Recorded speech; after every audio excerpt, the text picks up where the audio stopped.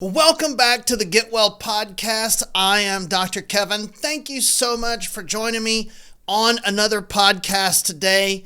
This is the show that is designed to be your bridge to a healthier, longer future. And my topic today is going to be something that statistically half of you watching this have. It's also one of the top killers in America today, but it's also one of the most misunderstood problems that we have in healthcare, and that is high blood pressure. Nearly half of the adults in the United States have high blood pressure or hypertension, and this hits very close to home for me at this point, and it's one of the reasons that I wanted to come on and talk about this today. My best friend of 20 years, he was like a brother to me. His name was Heath. And apparently he had been having high blood pressure problems for a long time. I didn't know it, obviously, or I could have helped him. But he had been having high blood pressure problems for a long time. And he had a major stroke and was recently found dead. Heath was 42 years old. Now, the hardest part of that for me, guys, is that I could have helped him if I just would have known, or if he would have taken action earlier and we would have discussed this. There are lots of things we could have done. So I am more dedicated than ever to help the great folks of Acadiana bring down their blood pressure naturally. Now, if you look at the map of the United States on prevalence of high blood pressure, and it goes from very light pink to almost no high blood pressure to very dark maroon for incidences of a lot of people with high blood pressure. Guess where Louisiana is? It's the darkest maroon on the map. We have the highest rates of high blood pressure and cardiovascular problems in the United States. So listen to this number. Your risk of cardiovascular death doubles for every 20 points increase in blood pressure. So if your blood pressure is 135/75, it doubles your risk of cardiovascular disease over someone that's 115. If your blood pressure is 155/75, you have a 400% increased risk of cardiovascular disease or event. And if that doesn't blow you away, this will. Blood pressure patients with adequate pharmacological blood pressure control, meaning their blood pressure medicine is working, still have a substantially higher risk of cardiovascular death. In fact, it's 30% greater than their normal counterparts. So even if you're managing your high blood pressure with medication and it's supposedly working, and that's all you do, your risk of death is still 30% higher. So why would that be? Because they're not addressing all of the other aspects that go with why you have high blood pressure in the first place. Because Acadiana, listen, what high blood pressure actually means is that the walls of your arteries are unhealthy and inflexible. Think of a water hose. You know, when you first get that water hose, it's flexible and you can bend it and it's soft. Now think of that hose that's been in the sun for years and it's old and it's tough and it's inflexible and it tears really easily. That's what your arteries are like in high blood pressure. So there's a whole host of things that need to be addressed other than just take pills and get your blood pressure normal than people realize. High blood pressure is like a storm coming on the horizon. You could close the curtains so that you don't see that storm coming. But if that's all you do, if all you do is take blood pressure medicine to keep your blood pressure down, there's a whole host of other things that need to be addressed. And if you don't, it's like closing your curtains and ignoring the storm coming. And Acadiana, you deserve better. One of the biggest topics that I wanted to start today when we start talking about blood pressure is what type of problem is high blood pressure? The general public sees high blood pressure as a heart problem. Okay, I have high blood pressure. I need to go see my cardiologist. But high blood pressure definitely harms your heart, but is it a heart problem? And that's the first point that I wanted to cover here with you today, because in my mind, in the eyes of a functional wellness guy, I see high blood pressure not so much as a heart problem, but more of a nerve problem. In functional wellness, we don't really think the body makes a lot of mistakes. Traditional thinking is your body's stupid, your heart's increasing your blood pressure, it's not supposed to. Take this medicine, it'll slow your heart down, and go see me in 6 months. But from a functional wellness perspective, we want to know, why would your body increase its blood pressure? So I don't see high blood pressure as a heart problem. I see high blood pressure partially as a nerve problem. And here's what I mean by that. The branch of your nervous system that controls your heart and your blood pressure is your autonomic nervous system. That's the branch that runs all of your organs, your heart, your lungs, your digestion, your hormones, all of that is your autonomic nervous system. Now, that part of your nervous system has two halves to it. It has the calming side of your nervous system. That runs your day-to-day activities. You're digesting, you're sleeping, you're resting, you're healing, your blood pressure. All of that calming side, your brain is relaxed, your blood pressure is relaxed. That's called your parasympathetic nervous system. Now, the other side of that coin is the emergency side. That is our fight or flight side of our nervous system. So back in the hunter-gatherer days, our parasympathetics is what we call our resting, healing, digesting mode. That's our normal state to be in. And then when a predator chases us, we go into fight or flight mode. Now, when we go into fight or flight mode, our body would go through about 50 different chemical and physical changes to save our life from this predator. We're either going to turn around and fight, or we're going to turn the other way and run for our life. And that's a reflex that happens under stress, and you can't turn that off. Now, when we go into fight or flight response, there are 4 very important changes that the body goes into. And guess what the first one is? Our blood pressure goes up. One of our body's first response to fight or flight is to increase our blood pressure, because I need a lot of blood pressure to fight or to run. The second one is our digestive system shuts down. The third one is our sleep hormones aren't produced. And the fourth one is our body produces too much cortisol, which throws off our hormones, and it's also a weight-gaining hormone. Now, here's the problem. We don't have a predator chasing us. We have the traffic, the bills, the boss, the kids, the spouse even stresses us out. But our body's physiological response is exactly the same. If you're worried about that deadline, or you're caught in traffic late for an appointment, or late for school, or the bills are coming in and you're worried about too many bills this month, your body will respond exactly the same. The physiology of your body will respond just like you're being chased by a predator, and it will increase your blood pressure.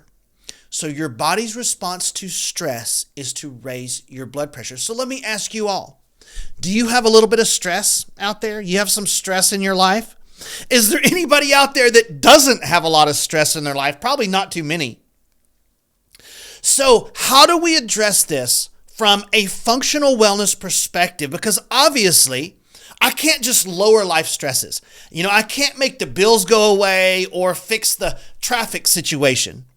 Although, as a side note, I think if we had a citywide campaign on how to use a roundabout, I think we could fix a lot of the traffic problems we have, especially in Youngsville. But I digress. So I can't fix life stresses, but what I can do is rebuild the adrenal system of the body so that stress is out there, but your physiology doesn't change. The internal physiology of your body is stronger so that you don't go into that reflex nearly as easily. So we see the blood pressure drop dramatically from just this one solution alone. If we fix your fight or flight, we can make a huge difference. But we don't think that your body's just stupid and makes a lot of mistakes and you have this shortage of medication in your life and no, your body's stupid. Just take this. Your body doesn't know what it's doing. It's messing up. Take this and see me in 6 months. We think that your body is doing the best it can with the really crappy hand that it's been dealt. And I'm going to get deeper into the details of this at my free class. I'm hosting a free class on high blood pressure called Natural Keys to a Healthy Heart and Blood Pressure. So if you want to come to that, you can call my office at 983-CARE and register. It is filling up quickly, so if you want to come, you need to call and get in. But there's also this really interesting school of thought out there that says that it could be, high blood pressure could be the body's response to energetic debt. You guys have heard me talk about energetic debt over and over on this show, or if you've ever heard my speeches or any of my radio shows or my videos. Energetic debt means that your body is using up its energy faster than it's making it. Now, if that's happening, what would the body need more of and able to boost its ability to make energy? It would need more oxygen. That'd be a good thing. It would need more vitamins and minerals and nutrition out to the extremities of the body to make more energy. Okay, so what carries all of that? The blood does. So if I'm the body and I'm trying to get more oxygen and minerals and vitamins so that I can make more energy because I'm stuck in fatigue, I'm stuck in low energy, a really easy way to do that would push more blood out to the body. I mean, if the hose isn't delivering enough water, what do? You turn the faucet up, correct? So there's a very serious school of thought out there that says because so many people are in energetic debt, that the body may be increasing the pressure to get more oxygen and nutrition out to the body. So you guys have heard me say this a lot on the show, but much of today's problems can be traced back to energetic debt. Your fatigue is much more than just you're tired all the time. So if we fix your energetic debt and we fix your body's fight or flight system, do you see how we could get in the ballpark of some real solutions for solving the reasons you're having hypertension or high blood pressure? So I want you guys to start rethinking about your health conditions and think a little bit differently in a more functional mindset and not American medical mindset. Some really interesting thoughts and possibilities begin to open up when you say, why would my body do that? What would make my body elevate its blood pressure for no other reason? It's not an accident. But many of us have been really brainwashed and ingrained from the time we're little babies to it's bad to feel bad and it's good to feel good. And if I feel bad, I need to take something to feel good. We're literally brainwashed and ingrained. We're inundated our whole lives with advertising to cover up symptoms. It's this whole thought process that your body is stupid, it has no idea what it's doing, only we know what we're doing, and we're smarter than the healing power of the inside of your body, which is crazy, and you need to take 2 of these and go away. That's the traditional American medical way of thinking. Guys, your human body has an innate healing power inside you that's more powerful than all the pills and potions that have ever been invented. The human body has survived for millennia under terrible circumstances because our body's innate ability to solve its own problems. And in functional wellness, we don't really think the body's stupid and is messing things up. We think the body is doing the best it can with the really crappy hand that it's been dealt. And I see this in practice over and over. We have more stress than ever. We have the worst food we've ever had in the history of mankind. We have more chemicals pouring into our bodies than we've ever had. We have the worst sleep in the history of mankind. We have more harmful electromagnetic fields running through our bodies from phones and laptops and computers than we've ever had. We have the most destroyed digestive systems than we've ever seen in the history of humanity. Our body is struggling to do the best with what it has available. The third thing that I wanted to discuss whenever it comes to your blood pressure is the role of your kidney function. Guys, we test kidney function on almost all of our patients, and we see kidney stress and kidney damage in many, if not most. It's way over 50%. Now, if I ask you people out there, what do your kidneys do? If I ask most people, they would say, well, my kidneys help me pee. And although that's technically true, what your kidney's main job is to control the fluid dynamics of your body. So how much fluid retention you have is controlled through your kidneys. How much fluid is backed up into your system is controlled by your kidneys. So if your kidneys are overloaded and stressed out and damaged, they won't be able to push all of that fluid out of your body fast enough. And that fluid backs up into your system. And what happens when fluid backs up into a system? What happens to the pressure? It goes up. So I said earlier that high blood pressure is partially a nerve problem, and it is. But it also could partially be a kidney problem, and it is that as well.